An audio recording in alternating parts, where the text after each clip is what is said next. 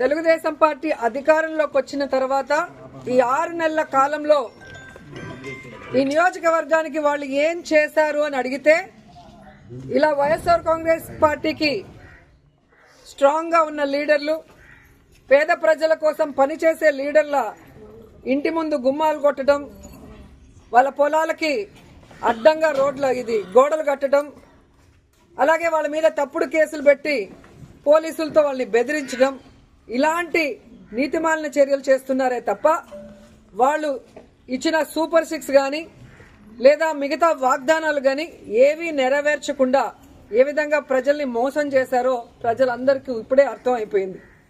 కానీ దురదృష్టం ఏంటంటే ఈ పంచాయతీలో తాగే నీళ్ల దగ్గర నుంచి ప్రజలకి అన్ని అందుబాటులోకి తీసుకొచ్చే సచివాలయం, ఆర్బీకే సెంటర్ అన్నీ కూడా ఇక్కడ లీడర్లు వాళ్ళ ల్యాండ్ ఇచ్చి కట్టించి ప్రజలకు అన్ని అందుబాటులోకి తీసుకొచ్చారు. కానీ తెలుగుదేశం గతంలో 14 సంవత్సరాలు అధికారంలో ఉన్న చంద్రబాబు నాయుడు అప్పుడు ఏం చేయలేదు, ఇప్పుడు అధికారంలోకి వచ్చాక ఇప్పుడు కూడా ఏం చేయకుండా వాళ్ళు ఫెయిల్యూర్ అయిన విషయాన్ని కప్పిపుచ్చుకోవడానికి ఈ విధంగా కొంతమందిని టార్గెట్ చేసి వైఎస్ఆర్ కాంగ్రెస్ పార్టీ లీడర్ని వేధించడం, భయభ్రాంతులు చేయాలన్న ఆలోచనతో ముందుకు వెళ్తున్నారు.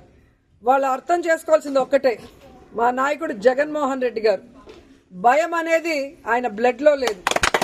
ఆయన వెనక పనిచేస్తున్న మేమందరం కూడా జగనన్న సైనికులుగా ముందుకు వెళ్తున్నాం. ఎవరికి భయపడే పరిస్థితి లేదు. ఎందుకంటే వైఎస్ఆర్ కాంగ్రెస్ పార్టీలో మేము ఎవరు తప్పు చేయలేదు.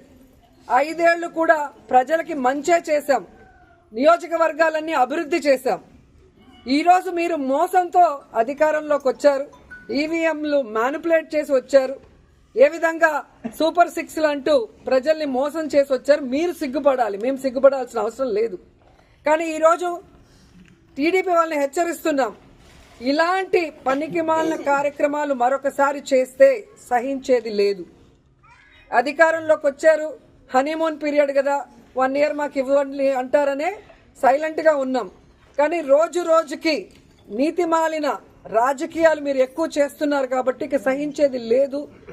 మేము మా వాళ్ళకి ఎవరికి ప్రాబ్లం చేసినా కూడా ఒక యూనిటీగా మిమ్మల్ని ఎదుర్కొంటామని కూడా ఈ సందర్భంగా తెలియజేసుకుంటున్నాం. ఎందుకంటే గ్రామాల్లో తెలుగుదేశం పార్టీ నాయకులకి ప్రజల్లో గౌరవం లేదు, అభిమానం లేదు కాబట్టే ఈరోజు సీఎల్ని, ఎంఆర్ఓల్ని, ఎంపీడీఓల్ని బెదిరించుకొని వాళ్ళని పంపించి ఇలాంటి నీతిమాలిన చర్యలు చేస్తున్నారు. అసలు ఎంత సిగ్గుచేటంటే మున్సిపాలిటీల్లో రోడ్ల మీదకి వచ్చేస్తుంటే వాటిని ఎవరు కొట్టరు. రోడ్ ఎక్కడుంది, ఇల్లు ఎక్కడుంది, ఇంటి ముందున్న దాన్ని కొట్టేసి కొట్టడానికి నోటీసు పాత డేట్లో నిన్నే కొట్టారు అంటే ఆఫీసర్లు కూడా ఎంత దిగజారిపోయారు అనేది ఇక్కడ అర్థమవుతుంది. సో ఆఫీసర్లను కూడా హెచ్చరిస్తున్నా, ఇదే విధంగా కనుక మీరు తెలుగుదేశం పార్టీ చెప్పింది ప్రెషర్ అని చెప్పి పనికి మాలిన పనులు చేస్తే మీ మీద హరాస్మెంట్ కేసులు, ప్రైవేట్ కేసులు వేస్తాము. ప్రతి ఒక్కటి మా దగ్గర మీ మాట్లాడింది, మీరు ఇక్కడికి వచ్చి మీరు బిహేవ్ చేసింది, మీరు ఆ నోటీస్ అతికిచ్చిన డేట్ టైం అన్నీ కూడా మా దగ్గర ఉన్నాయి.